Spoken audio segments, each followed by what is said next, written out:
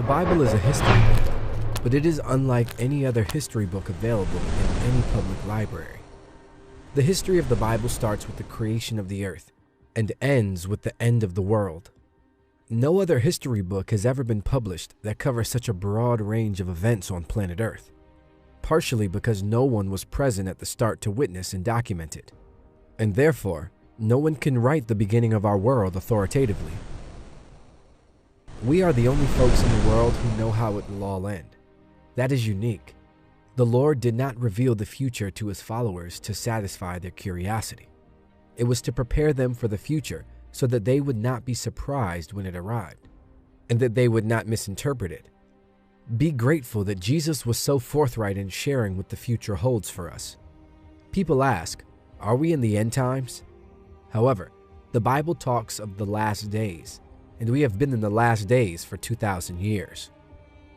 The last days started at Pentecost, where the first prophecy of the last days was fulfilled.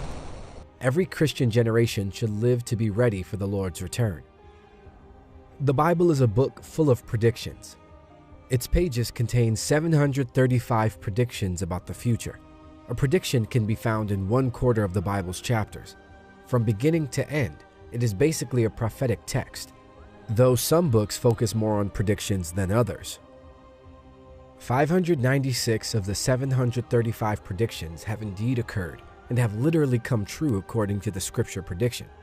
So, 81% of all Bible prophecies have already come true, and some of those prophecies were made centuries before the case. It doesn't take much confidence to believe that the remaining 19% will happen as well. That's a very high score.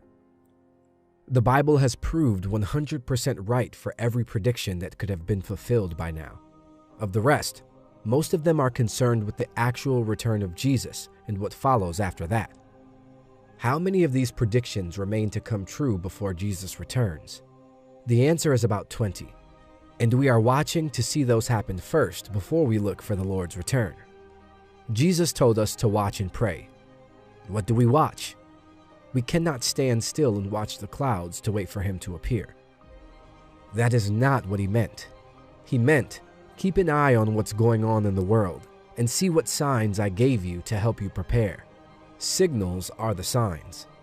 So let's look at Matthew chapter 24, where the disciples asked him, what will be the signs or signals of your return? What would we do if we don't know when it's going to happen? To their inquiry, Jesus gave a direct and unambiguous answer. We can thank God that he responded in such a straightforward manner. In the book of Revelation, he gives a much more detailed and comprehensive response, but here, he gives a rundown of the signs that will precede his arrival. The disciples approached Jesus secretly as he was seated on the Mount of Olives. Matthew 24, 3-36. Later, Jesus sat on the Mount of Olives. His disciples came to him privately and said, tell us, when will this all happen? What sign will signal your return and the end of the world? Jesus told them, don't let anyone mislead you, for many will come in my name, claiming I am the Messiah. They will deceive many, and you will hear of wars and threats of wars, but don't panic. Yes, these things must take place, but the end won't follow immediately. Nation will go to war against nation, and kingdom against kingdom. There will be famines and earthquakes in many parts of the world. But all this is only the first of the birth pains, with more to come. Then you will be arrested, persecuted, and killed. You will be hated all over the world because you are my followers. And many will turn away from me and betray and hate each other. And many false prophets will appear and deceive many people. Sin will be rampant everywhere, and the love of many will grow cold. But the one who endures to the end will be saved.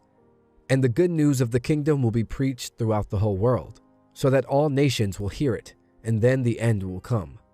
The day is coming when you will see what Daniel the prophet spoke about, the sacrilegious object that causes desecration standing in the holy place. Reader, pay attention. Then those in Judea must flee to the hills. A person out on the deck of a roof must not go down into the house to pack. A person out in the field must not return even to get a coat. How terrible it will be for pregnant women and for nursing mothers in those days. And pray that your flight will not be in the winter or on the Sabbath. For there will be greater anguish than at any time since the world began, and it will never be so great again. In fact, unless that time of calamity is shortened, not a single person will survive. But it will be shortened for the sake of God's chosen ones.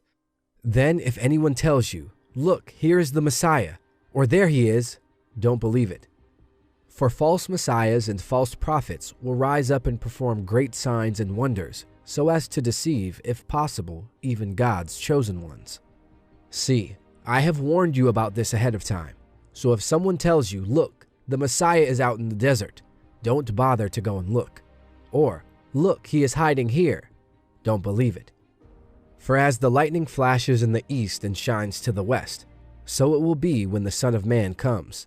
Just as the gathering of vultures shows there is a carcass nearby, so these signs indicate that the end is near. Immediately after the anguish of those days, the sun will be darkened, the moon will give no light, the stars will fall from the sky, and the powers in the heavens will be shaken. And then at last, the sign that the Son of Man is coming will appear in the heavens, and there will be a deep mourning among all the peoples of the earth, and they will see the Son of Man coming on the clouds of heaven with power and great glory. And he will send out his angels with the mighty blast of a trumpet, and they will gather his chosen ones from all over the world, from the farthest ends of the earth and heaven. Now learn a lesson from the fig tree. When its branches bud and its leaves begin to sprout, you know that summer is near. In the same way, when you see all these things, you can know his return is very near, right at the door. I tell you the truth, this generation will not pass from the scene until all these things take place. Heaven and earth will disappear, but my words will never disappear. However, no one knows the day or hour when these things will happen, not even the angels in heaven or the Son himself. Only the Father knows. Now, in that passage, he gave 4 distinct signs of his coming. So, what exactly are these 4 signs he gave us? The first is clearly disasters in the world, and he mentions, for example, wars, famines, and earthquakes. These are certainly happening, but they have been happening for over 2,000 years. They are getting more intense. So we certainly are in this first sign. There are already wars, rumors of wars, earthquakes, and famine. Jesus says, don't be deceived. He says that again and again, all the way through. As we get nearer to the end, the danger is deception, both inside and outside the church. In this case, he says, from false Christs, false messiahs, people who will take advantage of the turmoil of natural disasters to present themselves as saviors. There are well-known examples of people who pretend to be saviors and lead people into desert locations, only to end in tragedy. However, there are many false Christs, false saviors who claim to be the promised deliverer from all our troubles. The more problems there are, the more false deliverers there would be. But, as Jesus advises us, don't be alarmed. Don't be worried when you learn of a new war, a new tragedy, or a new famine breaking out. He said something astonishing. These are painful events, but they are not pangs of death. They are birth pains. So when you read of disasters in the media, these are the pains that mean something new is about to be born. This should completely change our attitude. We know what the world is coming to. We should not be alarmed or dismayed, not as worried as the world will be about these things. Disasters in the world are the pain of birth in a new world that is to be born. Therefore, we are very different. We have sympathy for those who are suffering disasters, and hopefully we express it in help. But in our hearts, we are not alarmed. We are hopeful. We are looking for a new birth of a new world, and therefore we are not dismayed or depressed by all the problems in the world. In short, Jesus' advice to us would be not to panic, not to be disturbed, but even to rejoice and say, these are all signs of something new happening. The second sign of his coming is not in the world but in the church. Disasters in the world are the first sign. The church, not the world, is the second sign of his coming. The first warning is disasters around the world. The second is changes in the church. Just as he divided the first sign into 3 parts, wars, earthquakes, and famines, He divides the second sign into 3 parts, all of which occur within the church. The first is persecution, that we will be hated in every nation. The second aspect of this sign would be a significant reduction in the church's size. Most people's love will grow cold. When the whole church is under strain, many nominal Christians, if not all true Christians, would leave. Under the burdens of universal persecution, their love would grow cold. That's a very depressing sign. The big surprise in the third part of the sign is that the gospel will be preached to every racial group. The third part of the sign is that the gospel will be proclaimed. A smaller, purified church would have a greater impact on the planet.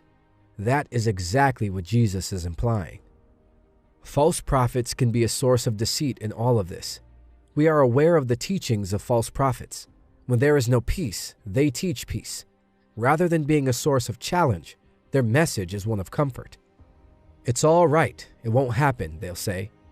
Now, Jesus' advice is to keep going. Don't give in to these false prophets. Whoever perseveres to the end will be saved. When that sign occurs, when all aspects of the church are despised by the world, that is Jesus' advice to all Christians. Why should that be the case? The answer is that wheat and tares grow together, and the closer they get to full maturity, the more tension there will be between them. So it's only natural that Christians will be under a lot of pressure in the end. Christians are social misfits, so there would be hatred. The world does not belong to us. Our citizenship is in the heavenly realms. We are unique, and it is because of our uniqueness that hate can arise. Since Jesus was so different from everyone else, he drew hate against himself. John 15:19. If you were of the world, it would love you as its own. Instead, the world hates you because you are not of the world, but I have chosen you out of the world. It's not fun to be despised. That takes us to the third sign of the end times, which is Jerusalem's distress. Geographically, it will be very limited. In this passage, Jesus quotes Daniel's prophecies, and there is a character in Daniel's prophecies who is referred to as the abomination of desolation. Daniel mentions it 3 times. What does it all mean? What's the big deal? It's about a human being, a man who establishes himself in the very city of God, calls himself God, and refuses to accept anyone else's will above his own. A tyrant whose arrival will have global ramifications, but who will be centered in Jerusalem, the city of God, the holy place. Then Jesus says that the 4th sign of his coming will come immediately after that. So we shall know when he is coming. We shall be ready. When that sign comes, there will be no danger of false prophets or false messiahs. There will be no deception. It will be too quick. What will happen is that all natural light will be switched off. The sun will go dark. The stars will fall. There are many predictions of this all the way through the Bible. Isaiah says, "The heavens will be rolled up like a carpet. All the stars of heaven will be dissolved. The skies will be rolled up like a scroll, and all their stars will fall like withered leaves from the vine, like foliage from the fig tree."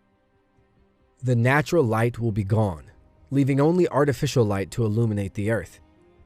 What is happening? What is going on? People may ask. This is it, Christians will exclaim. The sun, stars, and moon stop shining right before that happens. God turns off the lights of heaven to prepare for the blaze of light from the lightning that will mark his return. Then he comes on the clouds back to the planet Earth, and we meet him. We are not meeting in an earthly stadium because there isn't one large enough to accommodate such a large crowd. We'll reach him in the air, and that'll suffice. Isn't that a fantastic prospect? When you see all these things, you know he is at the gates, just about to walk through, he says. Then Jesus gives a very simple statement about a fig tree, and this is where many Christians have gone astray. He says, "Now learn this lesson from the fig tree.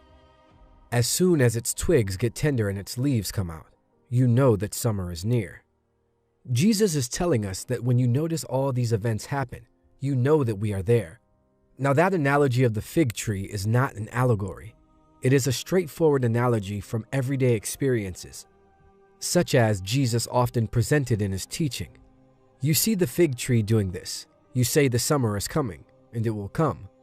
In the same style, when you notice these 4 signs, you know that summer is coming. Sadly, people have read it as an allegory. In closing, our question for the day: what's a worship song that has helped you feel closer to God?